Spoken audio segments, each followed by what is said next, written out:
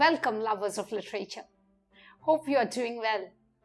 So last act we have completed is Act 1. And of course, I'm quite grateful to you people, my students, and as well people who just is interested in literature. That's why this channel is for, right? So that we appreciate, we love, and we read texts with contexts, pretexts, subtexts, and of course in between the lines. So today, in the same vein that we are doing Merchant of Venice, let us start with Act 2 and the first scene, that is the scene 1. So this scene is quite in contrast to the business-like mood of Act 1. This act begins with much visual and verbal pomp. Visually, we have the Prince of Morocco and Portia enter from opposite sides of the stage, to a flourish of cornets, each followed by a train of attendants. Morocco then opens the dialogue with a proud reference to his dark skin, and the rich, regular, sonorous poetry which Shakespeare gives him to speak suggests that the prince possesses a large, imposing physical presence. Because we have already listened to Portia before, trying to negate on all the suitors who have already appeared at Belmont. In which scene was that? It was Act 1, Scene 2. So this scene so far here has her greeting as both courtesy and respect. What it says? Yourself, renowned prince, then stood as fair as any comer I have looked on yet for my affection. So these are her words. And then we have 3 caskets that we have already been introduced for Portia's suitors to choose from. There will therefore be 3 occasions in which the suitors will attempt the test of the caskets to win Portia in marriage. Thus the 3 contestants are subtly contrasted. We have first, this is the first suitor, Morocco, who is a straightforward soldier prince. He is rightly, these are the quite important characteristics of the man. Of course, let me repeat once more. He is intensely physical. He is a warrior. Then he speaks of his red blood, the power of his scimitar, there is a sword, and of the courage that can mock the lions who once roars for prey. So Morocco is a straightforward soldier prince. He is rightly self-assured and is contrasted to another prince who comes later after Prince of Morocco in scene 9 of Act 2, that is Prince Aragon. So Aragon and Morocco are quite in opposition to each other, okay, which is important. So first you need to know Morocco's character from this, and later Aragon comes in scene 9. So Aragon was excessively proud, because he's concerned with his lineage and position. Both these suitors will not get to Portia's hands. Why? Because both have wrong characteristics in them.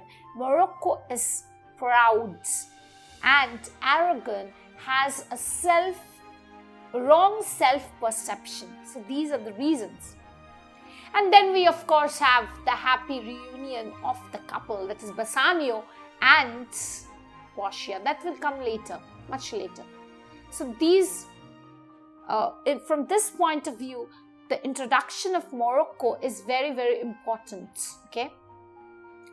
So this Morocco's entry serves as a dramatic anticipation to the readers and to the audience. That is how the scene is quite important. Rationally, we, the readers, may know how a story ends, of course, by Bassanio claiming the right casket, the lead casket. But for this moment, those who doesn't know, this scene gives us a vent into our imagination.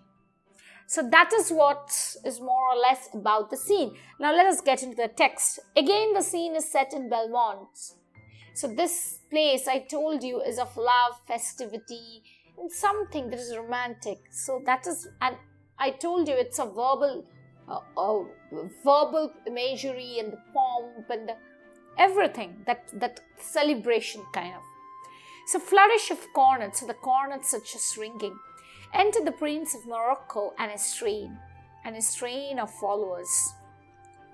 Portia, Nerissa, and other of her attendants, and all of these attendants enter too. Now Morocco tells, mislike me not for my complexion. It is, don't dislike me for my complexion. Of course, he's a dark-skinned person. The shadowed livery of the burnished sun. So I have a dark complexion, lively is uniform complexion as that of a shining sun. To whom I am a neighbor, so I am a neighbor to that shining sun. And near bred by the shining sun. Bring me the fairest creature northward born. So please show me an example of the fairest man from the north, where Phoebus' fire scarce thaws the icicles, where the sun god Phoebus' rays hardly melts the icicles, that is the small islands. So the sun rays scarcely reach the northern part, and let us make incision of your love, and then let us make a cut of your love, to prove whose blood is reddest, his or mine.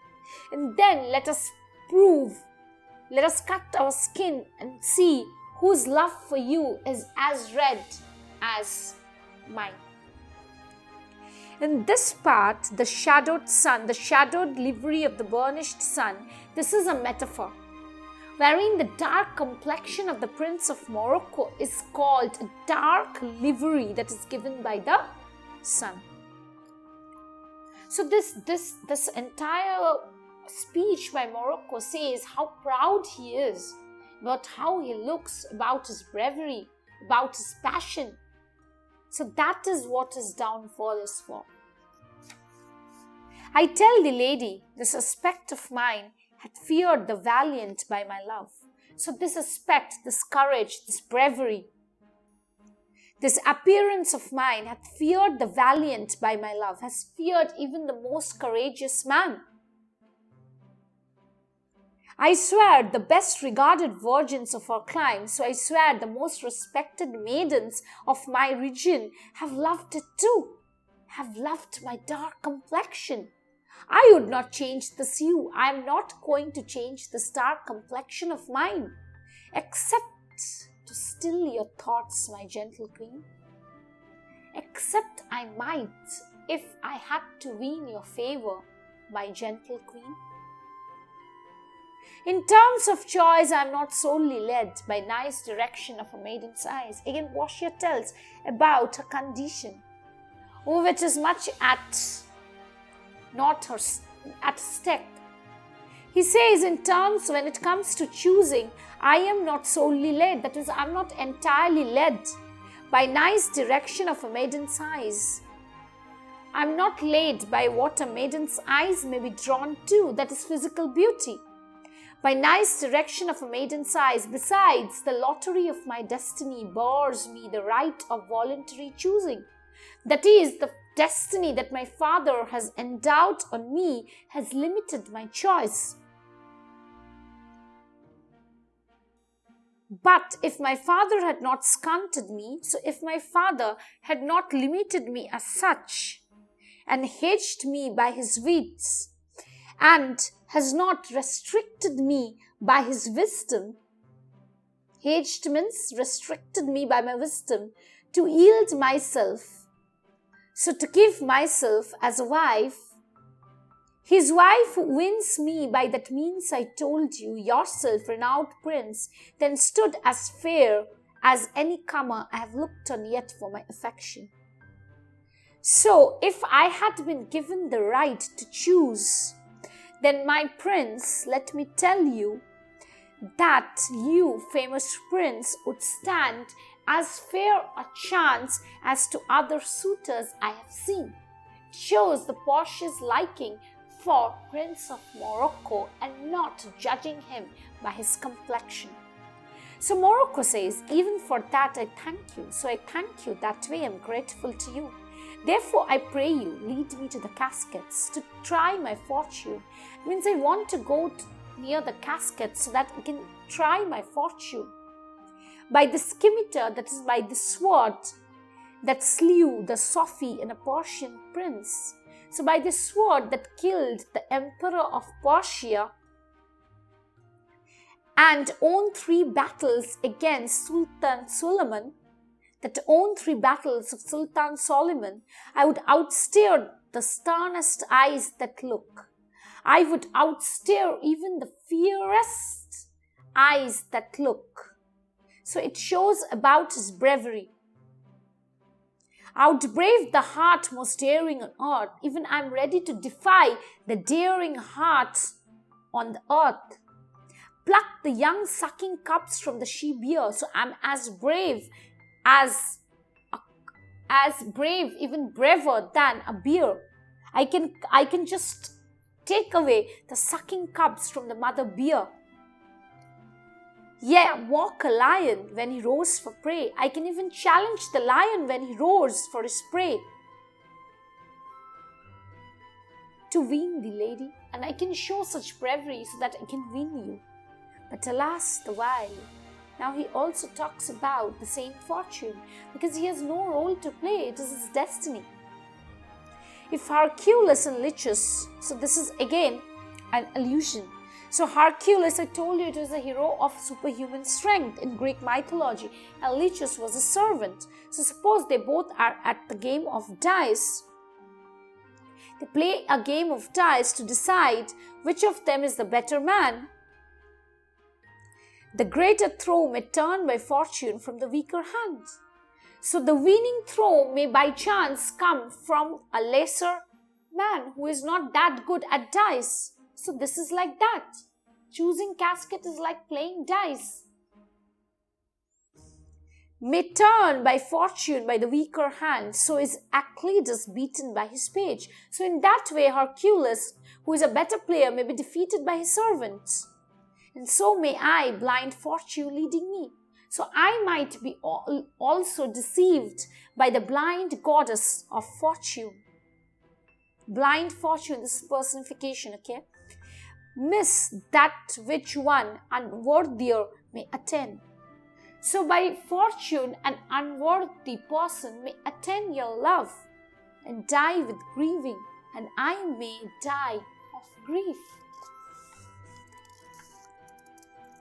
Now Portia says, you must take your chance, but you have to take your chance as you have come here, and neither not attempt to choose at all, and you should neither not attempting to choose at all, or swear before you choose, or you choose, like you need to choose after you swear. What after swear? What you have to swear?